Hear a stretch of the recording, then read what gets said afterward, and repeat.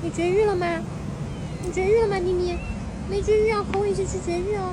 我看一下，屁股抬起来。不是大姐，你有病啊？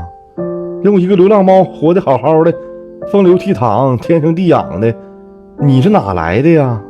我上来就要看我屁股，领我做绝育去？你多冒昧呀！好像那个健身房的大宫女出来完成 KPI 来了，这玩意儿也有指标吗？糟糕的家伙，你真的很糟糕。我说这一片对象怎么越来越难找了呢？合着全让你这丫头片子给领跑了，靠北了，我真是哪有这么冒昧的人呢？打招呼上来问人绝不绝育，我真是吐了。